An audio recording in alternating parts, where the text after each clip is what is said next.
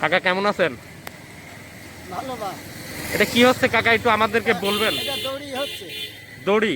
জি। আচ্ছা আচ্ছা, এটা কিভাবে কি করেন? এই যে এই পাগ হচ্ছে হ্যাঁ হ্যাঁ। এইভাবে পাগ হচ্ছে।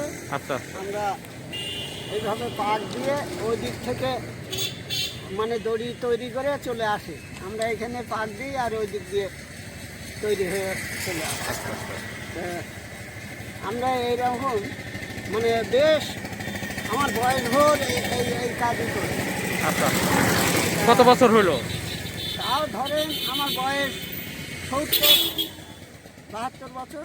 আচ্ছা আচ্ছা। তা এই কাজই আমরা করি। এর আগে করতাম পাটের কাজ, আচ্ছা আচ্ছা। এখন সুতার কাজ করি। আচ্ছা আচ্ছা। তা আমরা কোনো মানে ইয়ে রাখতে পারি না। তা কোনো রকম দিনপাত কেটে যায় আমাদের। আচ্ছা। তা এখন যদি সরকার আমাদের কোনো ইয়ে সাহায্য করে তা আমরা হয়তো একটু আপনার নাম কি? আমার নাম মোহাম্মদ আনোয়ার। আনোয়ার। এইটা দর্শক, আপনাদেরকে নিয়ে আসলাম কুষ্টিয়া জগতি এলাকাতে দড়ি তৈরি করার একটা কারখানা বলতে ওই রকম না, এখানে 3 জন মানুষ আছে, তাদের বাসার সামনে এই রোডের পাশে বসে সুতা দিয়ে দড়ি তৈরি করছে। এই দড়িটা বাজারজাত করছে বাজারে বিক্রি করার জন্য।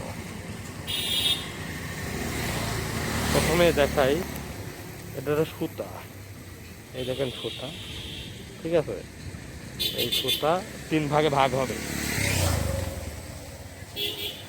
3 ভাগে ভাগ হচ্ছে।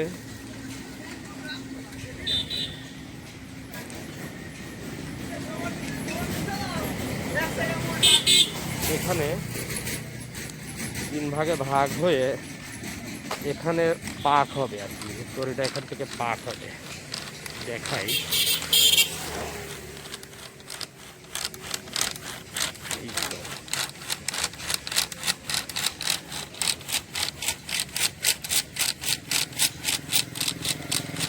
এখান থেকে পাক হয়ে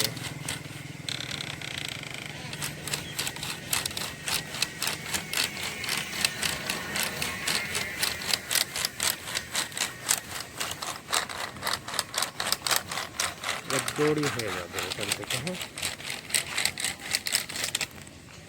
দড়ি হয়ে গেছে। হ্যাঁ, দেখেন অরিজিনাল দড়ি হয়ে গেছে, দেখছেন? হ্যাঁ ভাই, হ্যাঁ।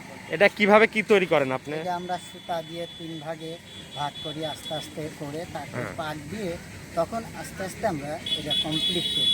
এটা এটা এটা কি হাতের কাজে হয় না অন্য কিছু আছে? এটা হাতের কাজেই হয়। এটা হ্যাঁ? হাতের কাজেই আমরা করি। ওই একটু কষ্ট হয় এই কারণে। আর যখন 3 ভাগে ভাগ করার পরে মানে অ্যাডজাস্ট করেন কি দিয়ে? একটা কাঠ আছে যাকে বলে 3 ভাগের কাঠ। হ্যাঁ, সেই কাঠটা আমাদেরকে দেখাবেন। এই দেখেন আপনারা। এই যে এই সেই কাঠ। হ্যাঁ, এই হ্যাঁ। সেই কাঠ।